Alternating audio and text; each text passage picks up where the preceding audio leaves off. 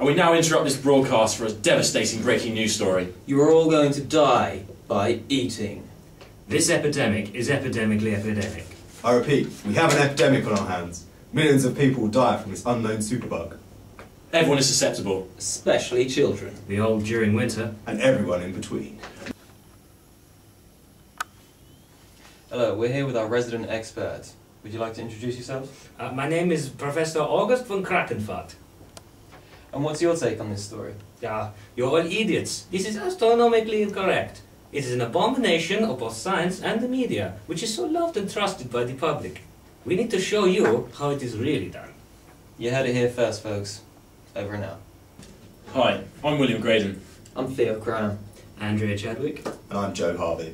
And We're your bi-channel news team. We're here to show you how a news story should really be done. With all the right facts. And in a professional manner.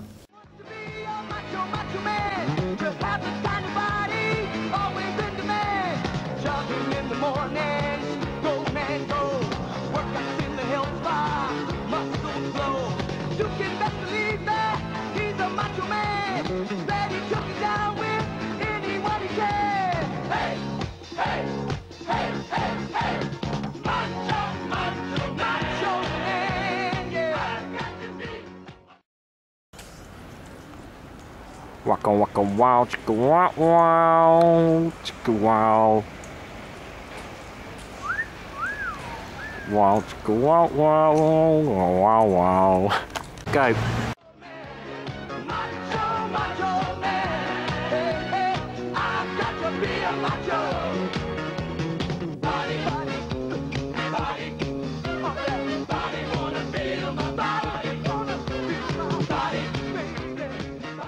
Firstly, some background information. a foodborne illness may refer to any illness resulting from the consumption of food contaminated with bacteria, viruses, or parasites. However, harmful bacteria consumption is the most common cause. Examples include Aeromonas hydrophila, Bacillus cereus, Campylobacter jejuni, Clostridium botulinum. Yeah! They are a result of ingestion of foodstuffs contaminated with microorganisms or chemicals. The contamination of food may occur at any stage in the process, from food production to consumption, also known as farm to fork, and can result from environmental contamination, including pollution of water, soil, or air. Common sources include raw and uncooked meat, uncooked eggs, contaminated water. Fact attack! Whoa! The US Centre for Disease Control and Prevention, the CDC, estimates that around 80 million people a year alone in the USA contract food poisoning or other foodborne diseases. Many foodborne illnesses remain poorly understood. Approximately 60% of outbreaks are caused by unknown sources, yet the media are very quick to point fingers. For example, one tabloid, let's say the Daily Female, claimed that bean sprouts would be the end of us. Recently, however, it's been recognised as a serious problem.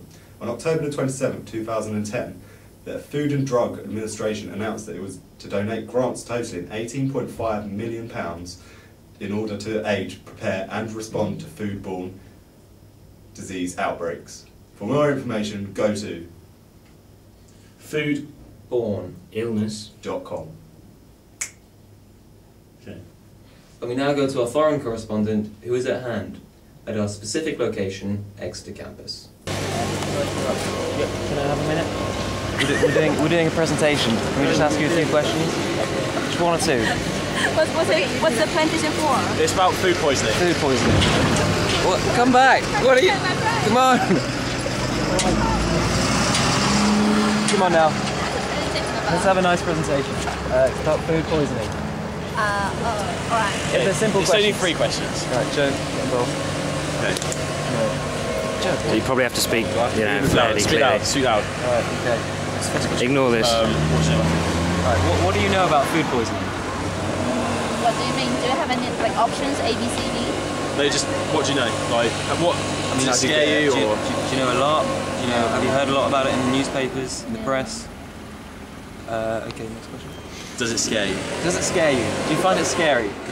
No. No? And then there's like plenty of like that. Do you find that... Oh, have you heard anything in the press? Sorry, could you just repeat the question again? Have you heard anything about food poisoning in the newspaper, on the internet, something like that? Yeah. And do you think that the press tell the story fairly, or do they make it scary? I think it depends. Sometimes it's, there are many news. At first, you heard it scared, but like the McDonald's one, they said they put some ingredients. Yeah, but after that, some experts stand out to say that it's not a big deal. Yeah. No, valid points. That's good. Thank you for your time. Thank you very much. Theo Graham. Thank you. Bio News Channel, over and out. Yeah. Go. Unfortunately, due to the fact... Thanks, Theo. We've just heard about a breaking news story. There's been an outbreak of E. coli in the Ram Bar, just around the corner. Dun dun dun. Go. Unfortunately, for legal reasons, we're not allowed to film in the sheath. Maybe there's some kind of cover-up here. Maybe there's something they don't want you to know. We will find out. Judo Express. I'm here with Dawn. I'm going to ask you a few questions about food poisoning. So first of all, what do you know about food poisoning? I'm aware of it. How do you feel that the news and the press, do they fairly treat the stories about food poisoning, or do you think they over-exaggerate? No, I don't think they over-exaggerate that. And finally, what techniques do you have in place here to deal with food poisoning? We have safe awareness.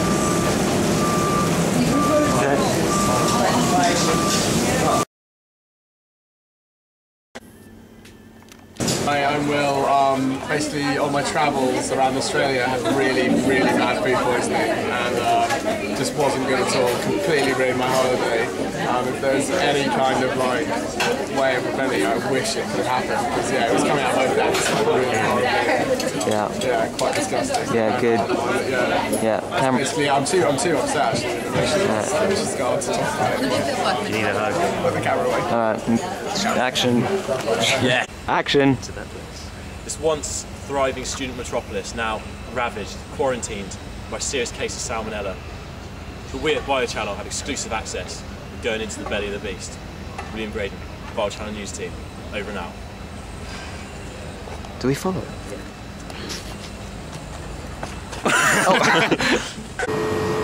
Action. William Graydon here, with our resident expert Jan. 3 questions for you, Jan. 1. What do you know about food poisoning? I know that food poisoning generally and Question 2. Do you feel the media fairly portrays food poisoning? I think the media generally portrays things in a very alarming manner, and it's grossly exaggerated under some circumstances. Question 3. Do you feel that the schemes in place are too relaxed, or they should be stricter on preventing food poisoning?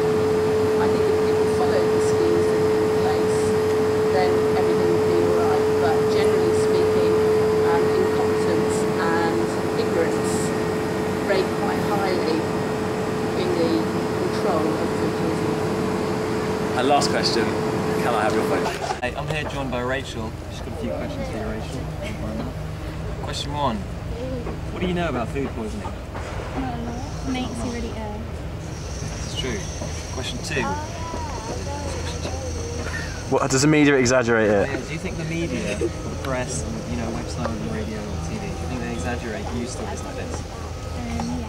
No, I don't know. In what ways do you think they exaggerate? I don't know. If it's in TV.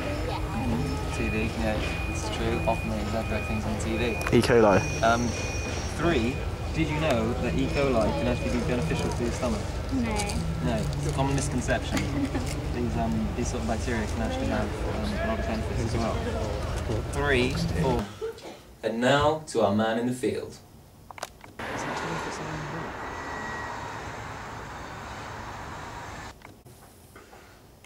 Thank you, man in the field. Fact attack!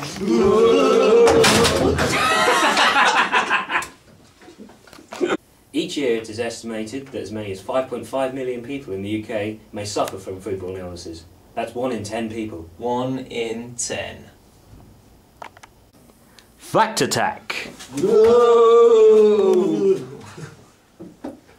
In most eggs, the salmonella bacteria exists only on the shell.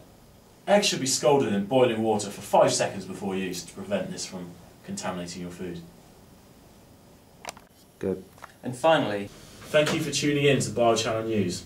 It's goodbye from me, William Graydon. good night from me, Theo Cram. Toodles from me, Andrea Chadwick. So long from me, Joe Harvey. But don't forget, Keep on biologising, Exeter. Exeter. Oh.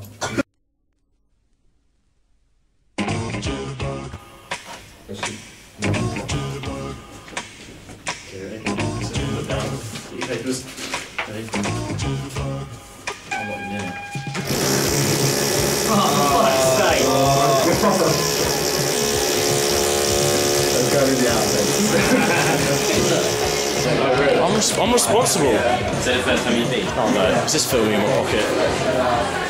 Oh, it's been filming in my pocket. I think you are all idiots. This is astronomically incorrect. It is an abomination of both science and the media, which is so often trusted by the public.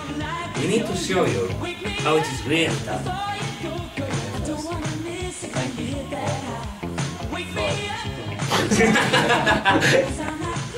Many foodborne illnesses remain poorly understood. Sat down. Fine. Let's go. Let's go.